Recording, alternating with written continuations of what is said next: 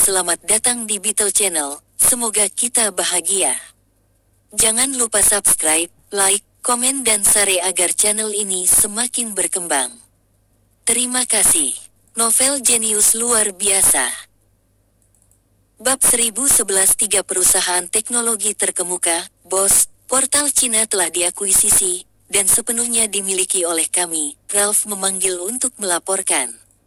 Kerja yang baik. Sudahkah Anda menghubungi kedua profesor itu untuk membeli saham Sohu mereka? Bagaimana perkembangannya? Feng Yu puas. Setelah memperoleh portal web Cina AS itu, portal web Wang Zixi akan bergabung dengan portal itu untuk membentuk Sina, dan mereka akan menyalip Sohu dan Netis menjadi portal web Cina terbesar. Sohu dan Netis telah dimulai sebelum Sina dan Sohu bergantung sepenuhnya pada pendanaan modal Ventura. Zhang Chaoyang telah mendapatkan dana dari mantan profesornya untuk memulai Sohu, dan saham perusahaan dibagi rata di antara mereka bertiga. Ding Lei telah mendirikan Netis sendiri, dan dia memiliki 53% saham perusahaan.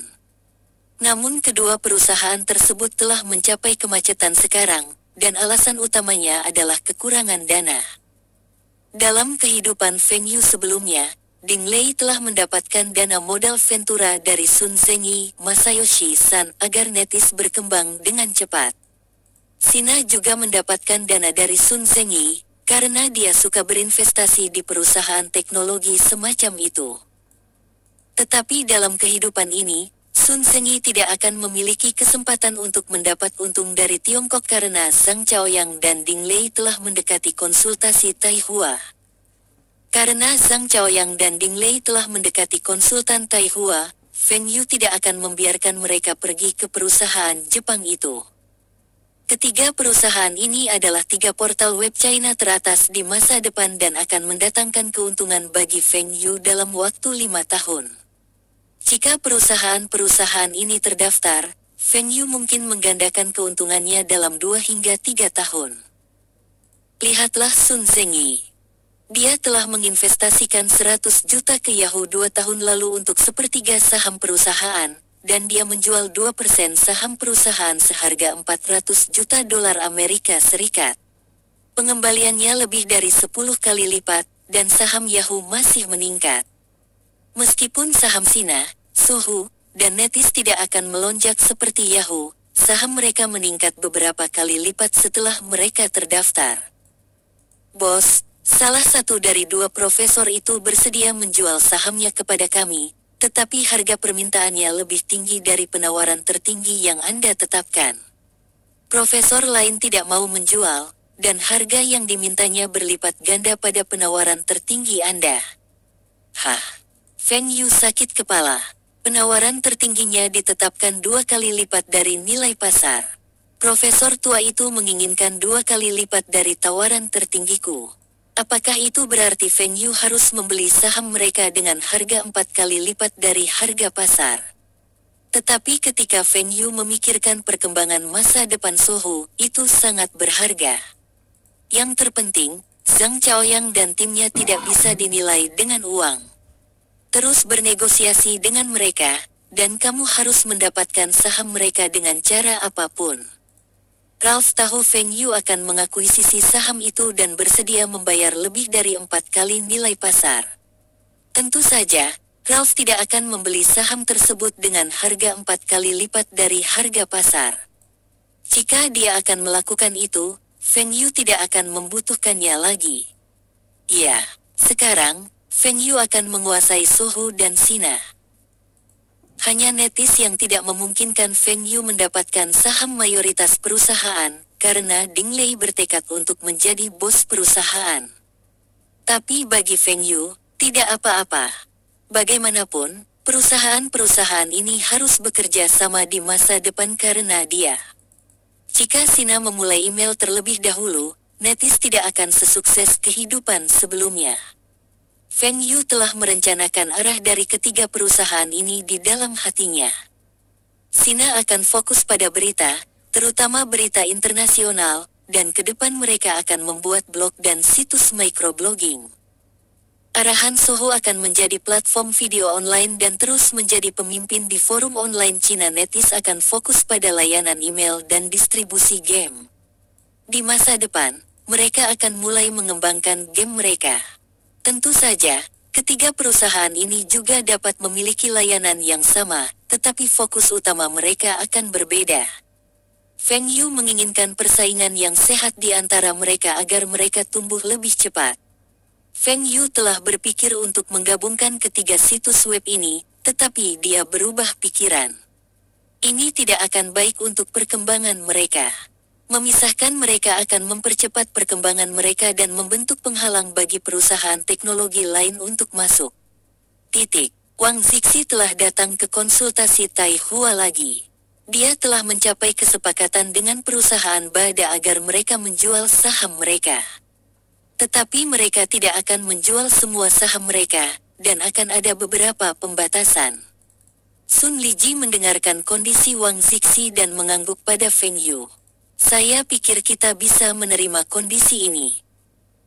Setelah portal web Cina di AS diakuisisi dan digabungkan, Tai Hua Consultancy memiliki saham mayoritas Cina. Tidak masalah apakah mereka dapat memiliki lebih banyak saham atau sekarang. Mengakuisisi saham Bada Company akan lebih baik untuk perkembangan Cina. Wang Zixi, apakah kamu sudah memutuskan arah perusahaan setelah obrolan kita sebelumnya? Berita. Saya pikir orang-orang paling tertarik dengan berita itu. Banyak orang memiliki kebiasaan membaca koran di pagi hari. Namun, dengan internet, mereka dapat masuk ke situs web kami. Mereka bahkan dapat mengatur situs web kami sebagai beranda mereka, dan situs web kami akan muncul saat mereka menyalakan PC mereka. Ini akan membawa lebih banyak pengunjung ke situs kami, dan lebih banyak perusahaan akan beriklan dengan kami. Situs berita kami akan memiliki keunggulan dibandingkan surat kabar tradisional. Kami dapat mengkonsolidasikan berita di seluruh dunia, dan situs berita lain tidak dapat melakukan ini. Kami juga dapat menjual layanan lain seperti menyiapkan platform komunikasi untuk perusahaan. Bagus. Hal ini akan meningkatkan keuntungan perusahaan ini. Biarkan saya memberitahu Anda beberapa ide saya. Pertama, artikel berita harus tepat waktu. Kedua, regionalisasi berita. Dan terakhir, berita harus menarik. Wang Zixi memahami pentingnya berita real time, tetapi apa arti berita regional?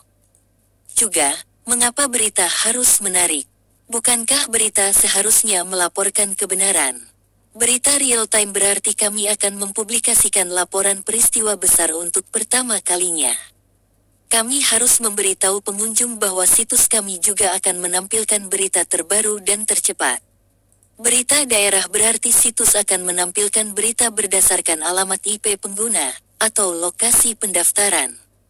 Ini seperti ketika orang membaca koran, mereka lebih suka membaca koran kota mereka. Berita menarik bukan berarti kami tidak hanya fokus pada event-event besar di seluruh dunia.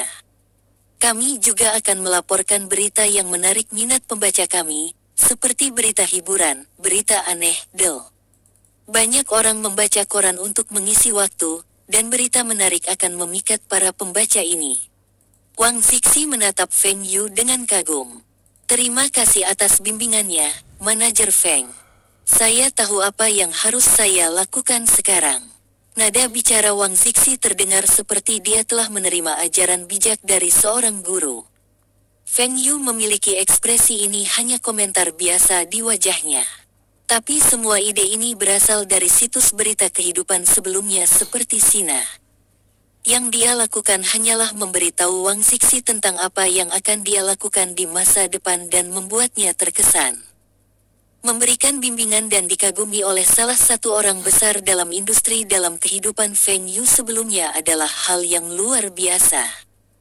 Bab 1012 menerima perawatan. Wang Zixi mendapatkan investasi yang dia inginkan dan pergi ke AS untuk membicarakan merger. Semakin awal kedua portal bergabung, semakin awal portal webnya dapat diluncurkan. Soho dan NetEase juga memulai pembicaraan untuk investasi modal Ventura. Semuanya berjalan sesuai rencana Feng Yu, dan dia seharusnya bahagia. Tapi Feng Yu tidak dalam suasana hati yang baik saat ini. Kedua ginekolog yang disewa Feng Yu dari AS mengatakan kepadanya bahwa mereka tidak dapat mengobati kondisi Zhou Kexin untuk saat ini. Feng Yu sangat marah ketika mendengar berita ini. Bukankah Anda semua memberitahu saya bahwa Anda semua pernah mengalami kondisi yang sama sebelumnya? Mengapa Anda semua mengatakan kepada saya bahwa Anda semua tidak dapat memperlakukan Zhou Kexin sekarang? Kedua dokter itu menjelaskan alasannya, dan Feng Yu memahaminya. Bukannya kondisi ini tidak bisa diobati. Itu karena mereka tidak dapat memperlakukan Zhou Kexin sekarang, karena dia masih perawan. Perawatan ini akan merobek selaput darahnya. Zhou Kexin menolak pengobatan gratis karena dia tidak ingin selaput darahnya rusak. Di era ini, kebanyakan orang sangat konservatif, dan Zhou Kexin adalah salah satunya. Feng Yu tidak bisa berbuat apa-apa. Tetapi para dokter mengatakan bahwa kemungkinan mengobati kondisi Zhou Kexin lebih tinggi jika diobati lebih awal. Feng Yu membuka kotak suratnya dan melihat email Zhou Kexin. Dalam emailnya, Zhou Kexin telah meminta saran Feng Yu tanpa merincinya. Dia mengatakan dia harus membuat keputusan penting tetapi tidak tahu apakah dia harus memberitahu keluarganya. Feng Yu berpikir sejenak dan mulai mengetik balasan. Dia berharap dia bisa membujuk Zhou Kexin untuk menerima perawatan sebagai teman. Anda harus serius mempertimbangkan saran orang lain sebelum membuat keputusan penting. Misalnya, jika dokter meminta Anda untuk melakukan operasi, dan Anda tahu bahwa setelah operasi, Anda akan sehat. Namun, Anda takut memasuki ruang operasi. Dalam keadaan seperti itu, Anda harus berbicara dengan keluarga Anda, dan mereka memberi Anda dukungan dan dorongan. Saya tidak tahu keputusan apa yang Anda buat, tetapi terlepas dari keputusan itu, Anda akan mendapat untung dan rugi. Tanyakan saja pada diri sendiri apakah Anda akan menyesal di masa depan jika Anda membuat keputusan ini sekarang. Zhou Kexin melihat email itu dengan linglung. Mengapa contoh orang paling tampan kedua di dunia, yang digunakan sangat mirip dengan apa yang dia alami? Apakah itu kebetulan? Zhou Kexin tertawa ketika dia menggelengkan kepalanya dan merasa itu pasti kebetulan. Dia bahkan tidak memberitahu keluarganya tentang hal ini. Bagaimana orang paling tampan kedua di dunia tahu tentang ini? Pilihan mana yang akan membuatnya lebih menyesal? Zhou Kexin memikirkan apa yang dikatakan para dokter. Jika dia melakukan operasi sekarang, mereka dapat mengoperasinya secara gratis ketika mereka di sini untuk pertukaran, dan peluang keberhasilannya sangat tinggi. Tidak ada dokter lain di China yang berpengalaman seperti mereka. Jika Zhou Kexin tidak menerima perawatan, dia harus membayar biaya pengobatan yang tinggi di masa depan, dan keluarganya tidak mampu membayar biaya operasi ini. Itu berarti Zhou Kexin mungkin tidak terbayangkan di masa depan, dan itu akan menjadi penyesalan terbesarnya dalam hidupnya.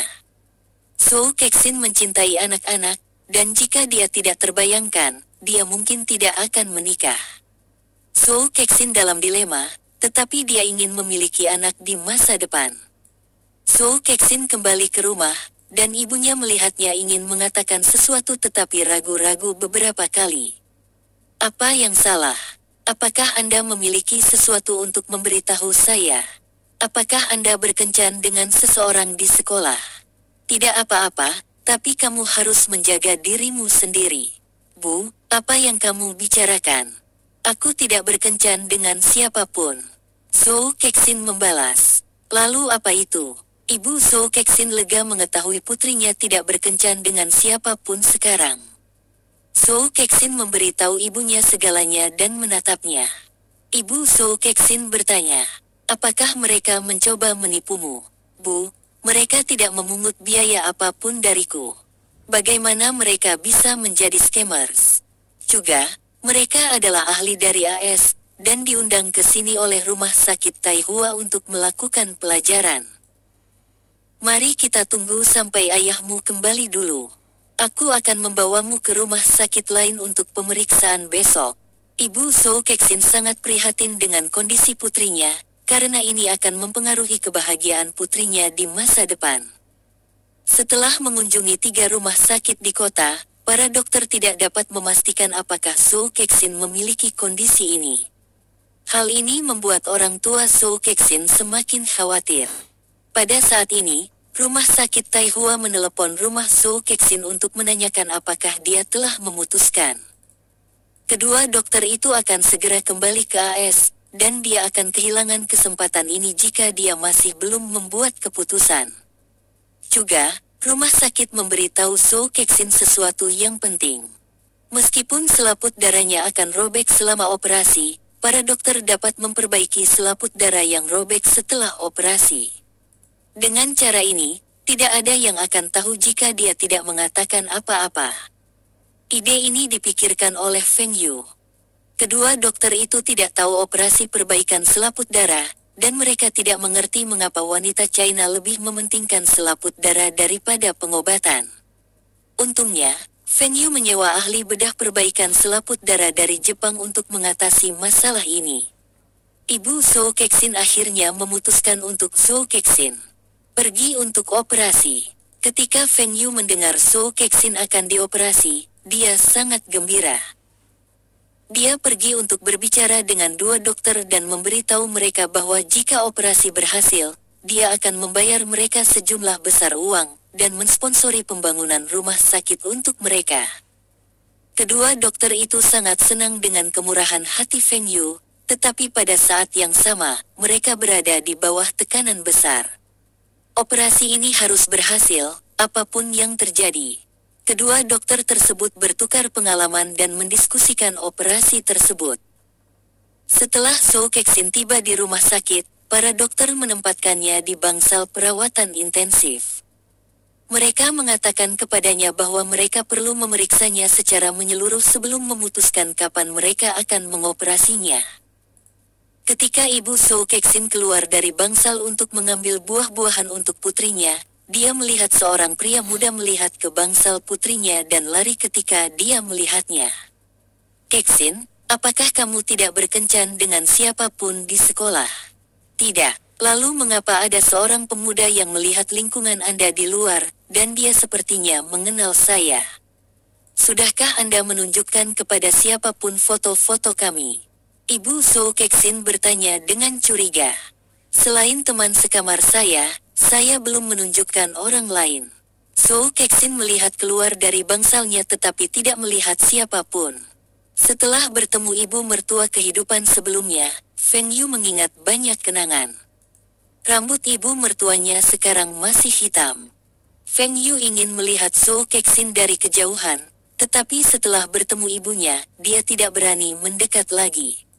Keesokan harinya, kedua dokter itu memeriksa Zhou Kexin secara menyeluruh dan memastikan bahwa dia tidak dapat dibayangkan. Tapi kabar baiknya adalah ada kemungkinan 80% dia pulih setelah operasi. Ketika Zhou Kexin didorong ke ruang operasi, ibunya, yang sedang menunggu di luar, melihat pemuda itu lagi. Putrinya adalah satu-satunya pasien di sana, dan pemuda ini pasti ada hubungannya dengan putrinya. Pemuda. Mari kita bicara. Feng Yu tercengang. Mengapa ibu Zhou Kexin memanggilnya untuk mengobrol? Haruskah dia pergi? Bab 1013. Apakah itu dia? Hai ibu, apakah kamu bicara denganku? Ya, tidak ada orang lain di sini. Anak muda, dari mana asalmu? Kota Bing, Kota Bing. Ibu Zhou Kexin mengerutkan kening.